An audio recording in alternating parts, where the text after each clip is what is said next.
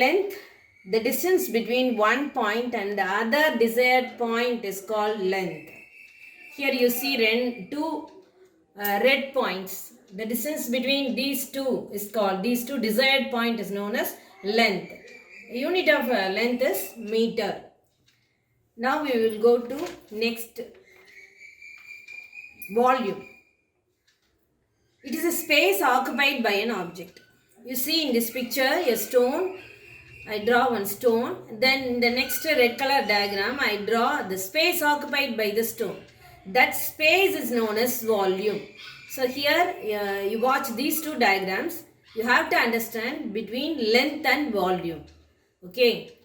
Now the volume is usually measured in liters. A liter can be converted into cubic meters. So we will see in the measuring jar. Okay. This is measuring jar where the readings are graduated here from 10 ml to 100 ml. This is the 100 ml measuring jar. Now we are going to find the volume of irregular object. We can take a stone as an irregular object. Now take a measuring jar and fill it with here it is filled up to 50 ml. Now tie the irregular object with a string, then put it like this. In the irregular object fully immersed in water. Then note down the reading. The water is from 50 ml to it raised up to 60 ml. So now we can easily find out the volume of irregular object. This object is just 10 ml. This 10 ml may be converted into cubic centimeters because 1 ml is equal to 1 centimeter. Therefore 10 ml is equal to 10 centimeters. Like this we can find any irregular object volume by this measuring jar. Now volume of Milky Bar. We measure the length and breadth and height. So if we multiply all the three means we got the volume of that box, that Milky Bar box. So volume is a derived quantity. Why we call it is a derived quantity?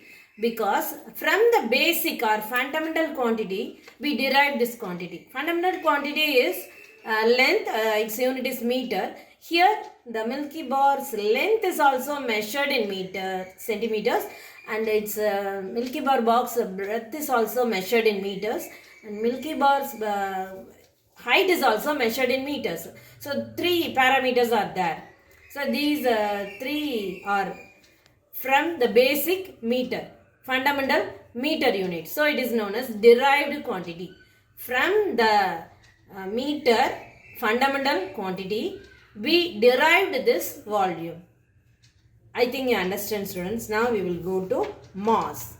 What is mass? It is the measure of the amount of matter in an object. Measure of the amount of matter in an object. Its unit is kilogram.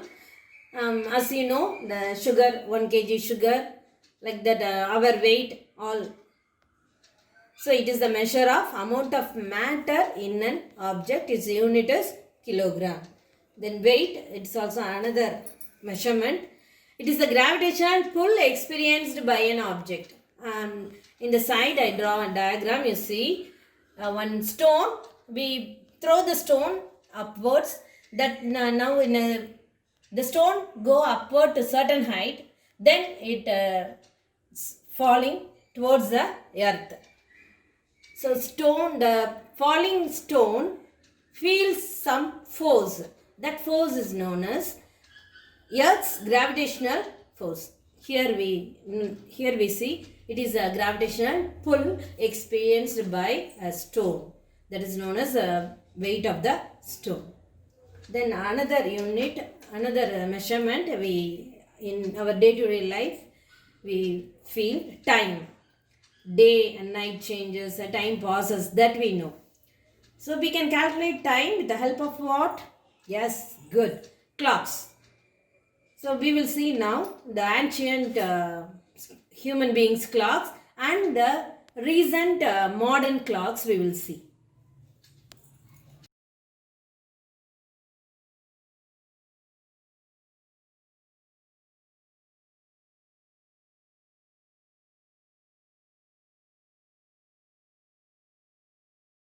So at the end of second session, my dear students, we learnt some measuring instruments, that is measuring jar.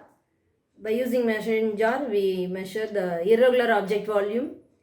Then few old and modern machines to measure time. So I think it's interesting for you. We will meet in next class. Thank you.